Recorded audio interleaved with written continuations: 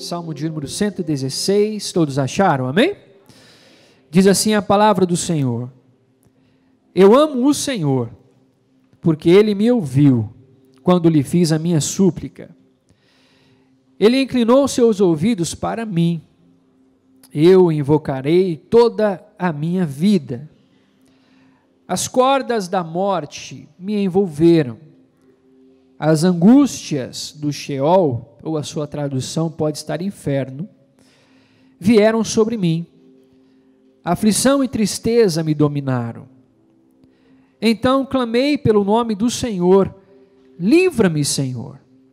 O Senhor é misericordioso e justo, o nosso Deus é compassivo, o Senhor protege os simples. Quando eu já estava sem forças, Ele me salvou. Retorne ao seu descanso, ó minha alma, porque o Senhor tem sido bom para você, pois tu me livraste da morte, e livraste os meus olhos das lágrimas, e os meus pés de tropeçar, para que eu pudesse andar diante do Senhor, na terra dos viventes. Eu criei, ainda que tenha dito, estou muito aflito, em pânico eu disse, ninguém merece confiança. Como posso retribuir ao Senhor toda a sua bondade para comigo? Erguerei o cálice da salvação e invocarei o nome do Senhor. Cumprirei para com o Senhor os meus votos, na presença de todo o seu povo. O tema que eu quero refletir ou meditar com você hoje é o seguinte: com água até o pescoço. Com água até o pescoço. Um jovem artista pobre, sem recursos, e uma jovem rica. Este é o enredo do famoso filme Titanic. Talvez você tenha assistido. Eu assisti. Talvez você, assim como eu, ali nos meados de 1996, 1997, quem sabe você foi até o cinema para ver o tão falado filme Titanic, um sucesso de bilheteria.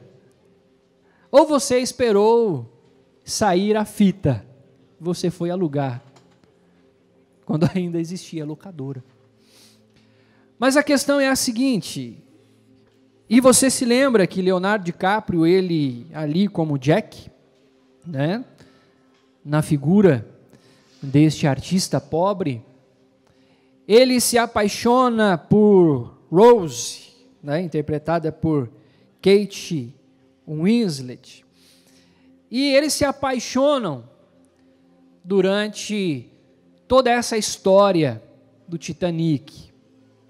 Eles se apaixonam, eles vivem ali um romance, eles vivem uma história apaixonante, mas tudo muda quando aquele navio ele se encontra ou ele colide com um iceberg.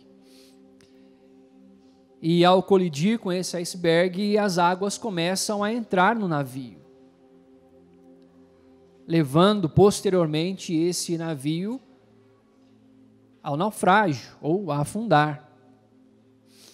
Mas ao colidir com o iceberg, o navio começa a ser envolvido por águas. E as pessoas começam a correr para tentar achar ou encontrar um lugar seguro, para tentar encontrar um lugar ali para poupar a sua vida, para tentar ali de alguma forma sobreviver. E uma das cenas que me chama a atenção é quando Jack e Rose, eles tentando salvar as suas vidas, eles correm pelos corredores do navio, a água entrando por aquilo que o iceberg provocou, pelo estrago que foi feito, a água entrando no navio e eles começam a correr pelos corredores do navio. E eles chegam a uma determinada altura em que eles encontram um portão, mas esse portão dentro deste navio está fechado. Não dá acesso para o outro lado e do outro lado tem uma escada. Para subir essa escada eles precisavam passar por esse portão, que mais parecia uma grade. E eles começam a gritar por socorro.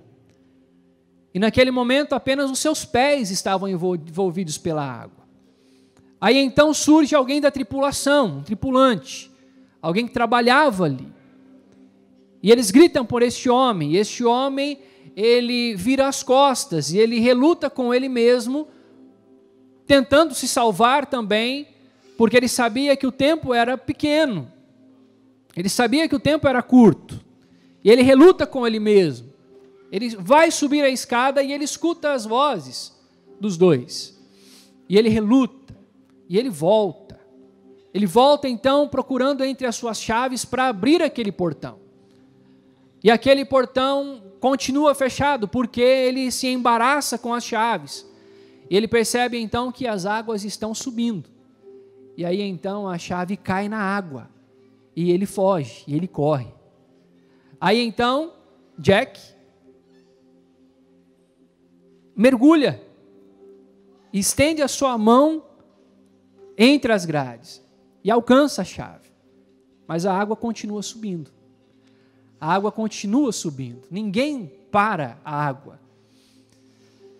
E diante disso, Jack também tem dificuldades para abrir aquela porta, ou aquele portão, ou aquelas grades. E aí então, com toda a dificuldade, com tanta dificuldade, porque ele não conseguia enxergar qual chave era, ele vai pelo tato. E a água continua subindo. A água continua subindo. A um ponto de ficar a água pelo pescoço de Rose. A água chega até o pescoço. A água vai subindo a ponto de chegar até o pescoço. E aí então ele encontra a chave e ele consegue abrir o portão, ou a grade. E eles conseguem correr pela escada. E eles conseguem subir aquela escada que estava depois do portão e ali, por um momento, conseguem sobreviver. Quem nunca desejou? Quem nunca teve o desejo, em um momento em que a água estava pelo pescoço, ou até o pescoço, de encontrar uma chave para dar um jeito momentaneamente ou definitivamente? Quem nunca passando por um momento difícil, complicado, quem sabe financeiramente, quem sabe um problema familiar, quem sabe uma questão de saúde, quem sabe uma questão no trabalho, quem sabe circunstâncias desfavoráveis, quem sabe momentos difíceis, em que a água já estava pelo pescoço. Quem nunca quis encontrar uma chave que poderia solucionar todo o problema? Quem nunca quis encontrar esta chave para dar um jeito nessa situação? Quem nunca quis encontrar? Por quê? Porque quando as águas chegam ao pescoço, o fôlego já não é mais o mesmo. Quando a água chega ao pescoço, as pernas já não possuem mais a mesma força. Quando a água chega ao pescoço, os braços, as mãos já perderam a força. Já não possuem mais tanta força, já não possuem mais tanta força porque já estão cansados. Porque quando a água chega ao pescoço, o desespero bate à porta. A falta de certeza se tudo vai terminar bem, vai diminuindo. Porque a água já está no pescoço. E quem nunca desejou ter uma chave para lidar com essas questões? Quem nunca desejou ter uma chave no seu bolso para lidar com tudo isso? Quem nunca sentiu-se já sem fôlego durante a caminhada da vida? Quem nunca já se sentiu sem fôlego para continuar dando os passos? Quem nunca já se sentiu sem coragem, já se sentiu cansado? Quem nunca já se sentiu perdido?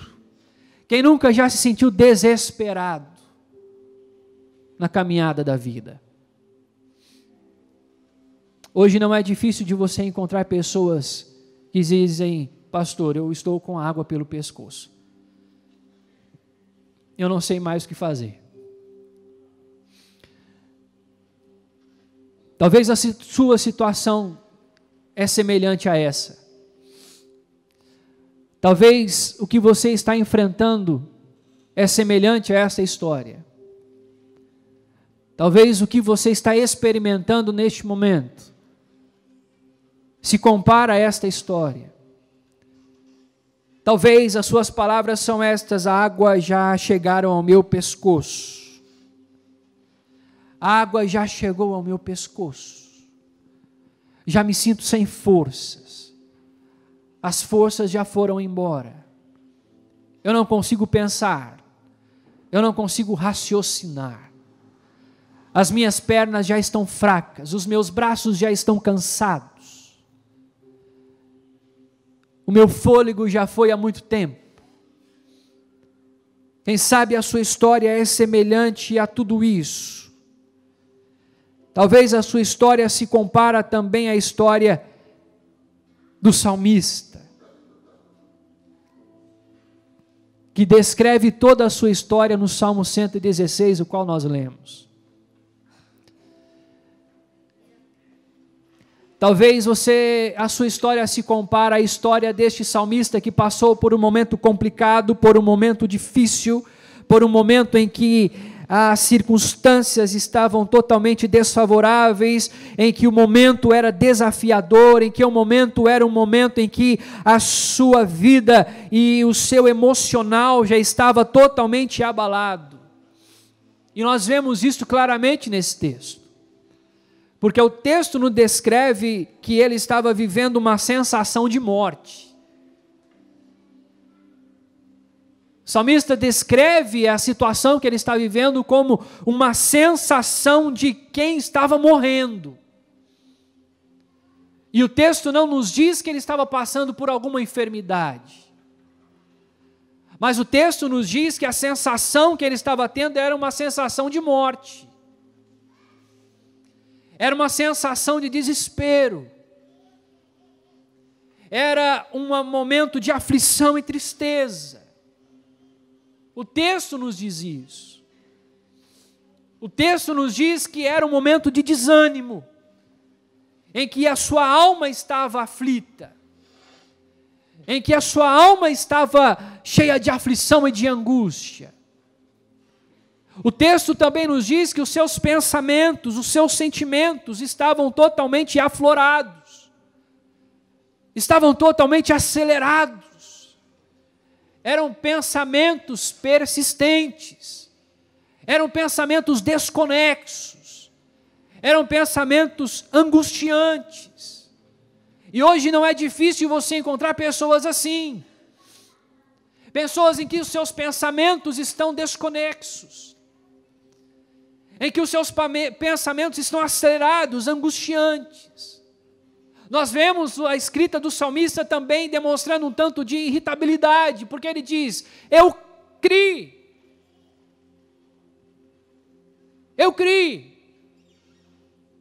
mas eu não consigo mais acreditar em ninguém. O salmista nos diz isso.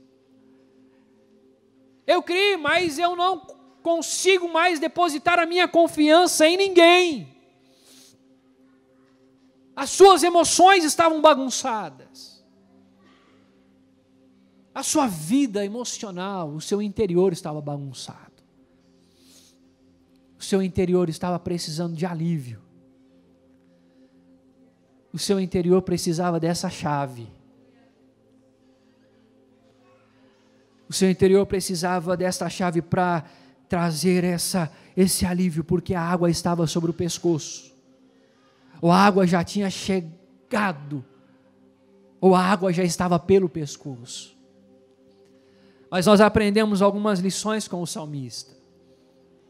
O mesmo salmista que descreve toda essa situação, o mesmo salmista que descreve toda essa situação angustiante, o mesmo salmista que descreve essa situação totalmente desfavorável, o mesmo salmista que descreve essa situação tão conflitante, o mesmo salmista que descreve essa situação cheia de desafios, desafiadora, ele também nos ensina algumas lições e eu quero compartilhar algumas com você nesta noite. Eu quero compartilhar com você porque existe uma chave para isso. Porque nós podemos estar com água até o pescoço, mas existe uma chave que pode nos trazer alívio. E a primeira questão, a primeira lição que eu aprendo no texto e eu quero compartilhar com você. Lembre-se de falar com Deus. Em momento de angústia, em momento de aflição, em momento em que os seus sentimentos, as suas emoções estavam tão embaralhadas, as suas questões interiores estavam tão embaralhadas, ele fala com Deus. O verso 1 diz isso. O verso 1 nos diz: eu amo o Senhor porque Ele me ouviu quando lhe fiz a minha súplica.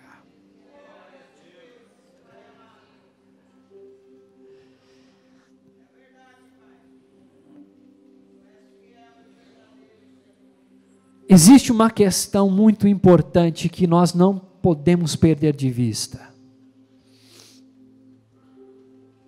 E que o mundo tenta fazer com que venhamos a deixar de lado da nossa vida. Você sabia? Que tantas responsabilidades, tantos afazeres que nós nos sobrecarregamos, muitas vezes nos impede de falar com Deus. O salmista nos dá uma direção de que quando precisou, quando não tinha mais ninguém para que ele pudesse falar, ou ninguém que ele confiava, ele fala com Deus. Ele abre o seu coração na presença de Deus. Ele coloca tudo para fora na presença de Deus. Ele apresenta tudo nas mãos do Senhor. O texto não nos diz quais as circunstâncias. O texto não nos diz o que estava acontecendo por trás. Mas o texto nos diz que ele busca a Deus.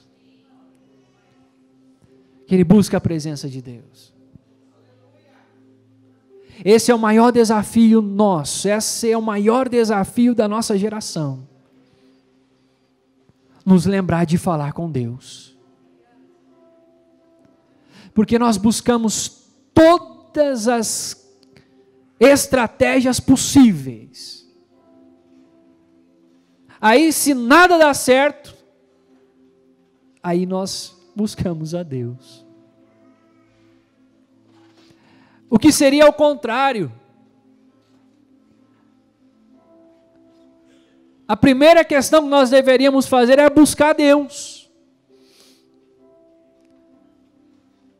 O salmista nos traz uma lição que uma das chaves para trazer este alívio na nossa vida é o quê? Falar com Deus.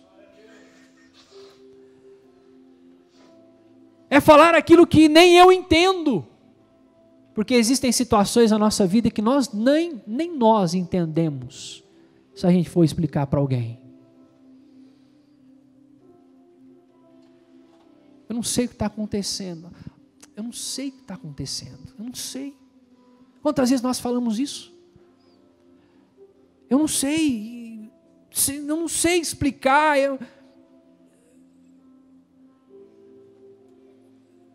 Mas diga isso para o Senhor: Senhor, eu não sei explicar, mas me ajuda. Uma das chaves que o salmista nos apresenta é falar com Deus, é abrir o nosso coração na presença de Deus, é abrir o nosso coração. Quando nos sentimos perdidos, fale com Deus. Por que falar com Deus? Porque Deus é real. Ele é real. A sua palavra é verdade, e a sua palavra diz que Ele está com seus ouvidos abertos para nos escutar. Você sabia que Deus quer nos ouvir? Ele está disposto a nos ouvir. Ele está disposto a termos um relacionamento de profundidade com Ele. Você já prestou atenção que uma das primeiras coisas que acontece com alguém que está passando por uma aflição, ou por um momento angustiante, ou por um momento difícil, uma das primeiras coisas é perder a vontade de orar.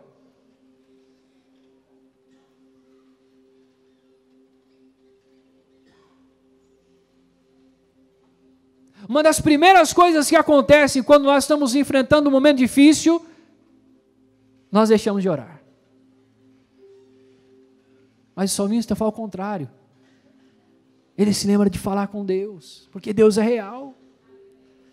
Porque o relacionamento com Deus é um relacionamento real. É um relacionamento de intimidade verdadeiro. Aí o diabo vem com algumas mentiras: olha, Deus não está te ouvindo. Olha, você já orou tantas vezes, será que Deus virou as costas para você? Não.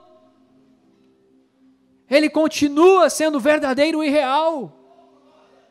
Por que eu devo orar? Porque Ele não está indiferente à minha situação. Deus não está indiferente à sua situação, meu irmão. O Senhor não está indiferente à sua situação. Uma das palavras e uma das passagens que eu acho mais interessantes na Bíblia é quando Jesus se encontra com a viúva de Naim. Porque a palavra do Senhor nos diz que Jesus, ao vê-la chorar, se compadeceu dela.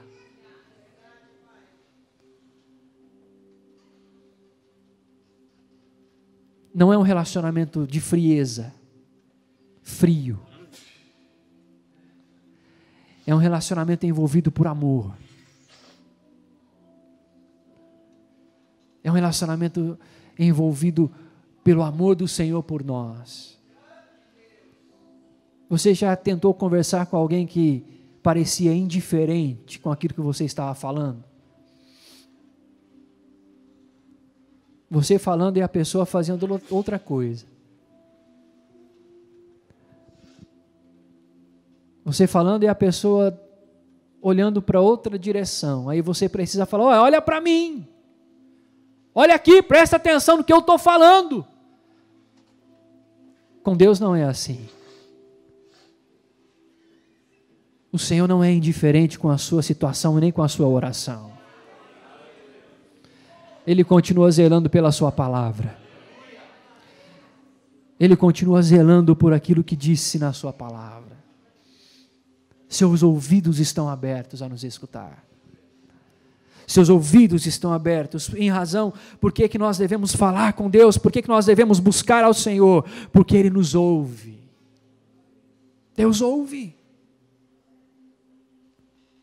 Por que nós devemos orar? Porque nós devemos falar com Deus, porque Ele não apenas ouve, Ele responde. Deus responde às nossas orações. Elias, certo dia, orou ao Senhor diante dos profetas de Baal. Os profetas de Baal pediram, e não foram atendidos. Mas o profeta Elias fez uma oração rápida. E o Senhor mandou fogo do céu e queimou todo aquele sacrifício. Deus responde. Quantas orações que o Senhor já respondeu sobre a sua vida.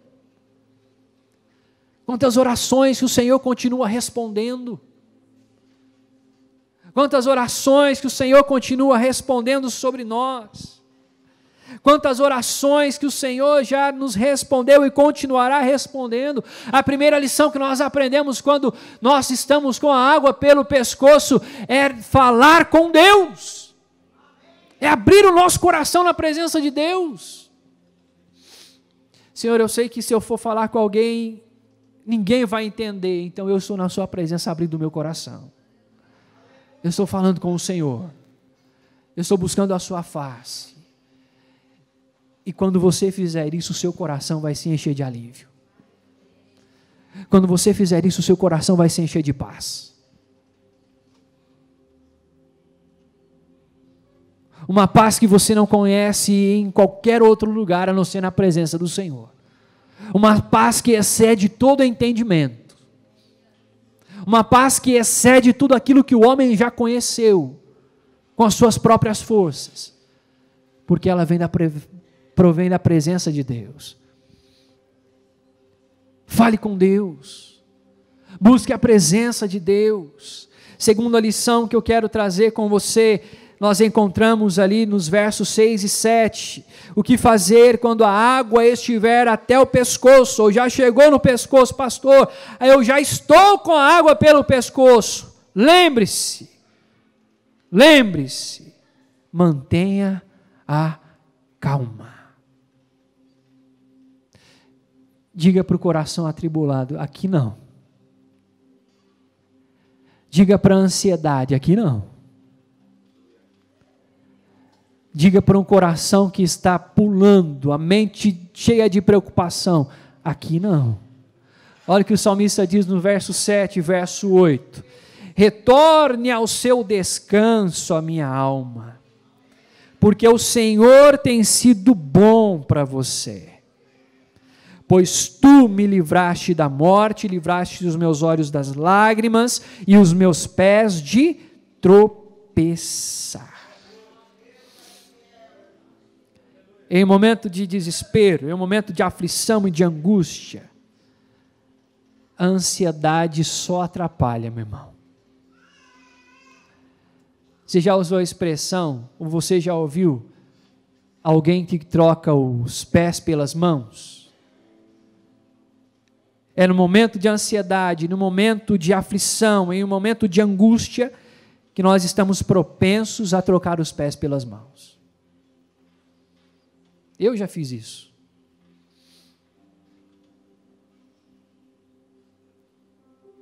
Eu já troquei os pés pelas mãos por um momento de angústia, de aflição, tomar alguma decisão que não deveria ter tomado. Fazer algo que não deveria ter feito.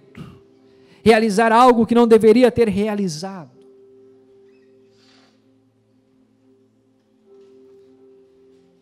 Mas uma chave que o salmista nos traz de direção, quando você estiver com água pelo pescoço, sossegue a tua alma. O salmista também nos diz, por que estás tão abatido, a minha alma? Por que estás tão atribulada dentro de mim? Por que estás cheia de tanta preocupação? Por que estás tão aflita? Por que estás abatido, a minha alma? Por que estás tão aflita dentro de mim? Espera em Deus, pois ainda o louvarei. Espera em Deus, pois eu ainda o louvarei.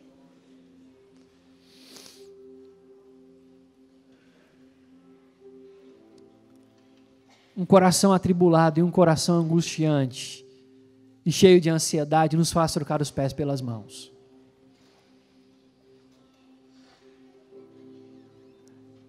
Mas o Senhor é aquele que nos acalma. O Senhor é aquele que nos traz respostas. O Senhor é aquele que nos traz alívio. O Senhor é aquele que nos direciona. O Senhor é aquele que nos livra.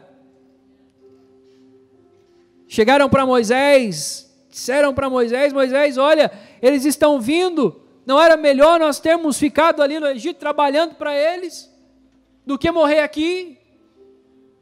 Será que não era melhor nós termos ficado ali mesmo? Será que não era melhor nós termos ficado ali? E as palavras de Moisés são essas. Moisés encoraja o povo, dizendo ao povo: não temais, permaneceis firmes e verei o que o Senhor fará hoje mesmo. Permaneceis firmes e vocês verão que o Senhor há de fazer hoje mesmo para nos salvar, para salvar-vos, salvar a todos, porque os egípcios que vedes neste momento, nunca mais o tornareis a ver. É como se Moisés estivesse dizendo: ei, acalme o seu coração. Acalme aí o seu coração. Acalme aí o seu interior, não dê ouvidos para esses medos que estão aflorando. E Moisés encoraja o povo a continuar crendo. Não importa o momento que nós estamos passando, mas nós continuamos crendo no Deus invencível. Nós continuamos crendo num Deus que pode todas as coisas. Em um momento angustiante, em um momento de aflição, diga à alma: por que estás abatida, por que estás aflita? Lembre-se de manter a calma. É isso que o salmista faz. Ei, alma, fica aí no seu lugar. Fica aí no seu lugar, sossega. Já falou isso para o seu filho, ou não? Quando ele está meio agitado? Quando ele está meio agitado, vai para o sofá e pula no chão, e vai, pendura na cortina, e sobe na cadeira, e puxa a porta do fogão. Você chega para ele e fala: ei, sossega, menino! Sossega! É essa a questão que o salmista diz. Sossega, minha alma, descansa. Descansa, porque tem algo ou um Deus que está cuidando de todas as coisas. Sossega, minha alma, porque existe um Deus que cuida de todas as coisas. Existe um Deus que está cuidando de tudo. Existe um Deus que está cuidando de tudo. Terceira lição, quero compartilhar com você. Quando a água estiver até o pescoço, ou já estiver no pescoço, lembre-se daquilo que Deus já fez. Nada melhor do que você trazer à sua memória o que te traz esperança. Quantas coisas o Senhor já fez por você? Quantas vezes você achou que era o fim e não foi o fim, porque Deus estava com você?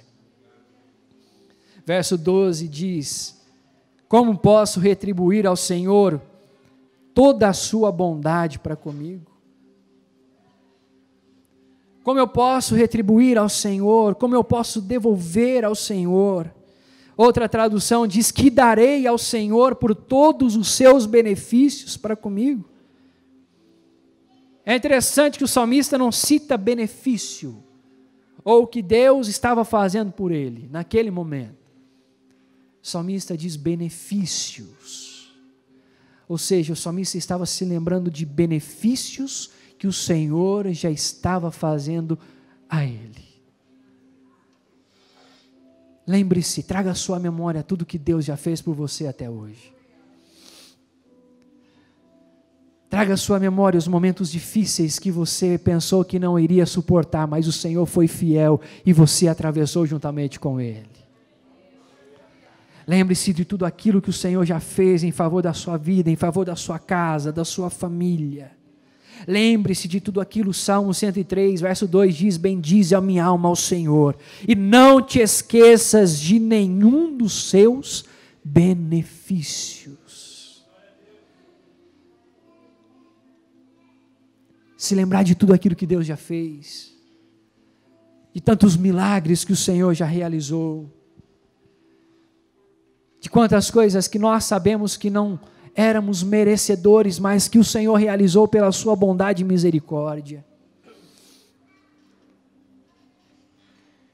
Em momento em que o Senhor realizou aquilo que Ele fez pela sua bondade, e não por aquilo, e não porque nós merecemos, mas Ele fez porque Ele é Deus, porque Ele é bom.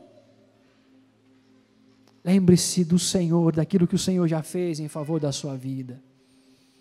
Quarto e último lugar, quando a água estiver pelo pescoço, ou se a água já chegou pelo pescoço, lembre-se que do Senhor vem a nossa salvação. Do Senhor vem o nosso refúgio.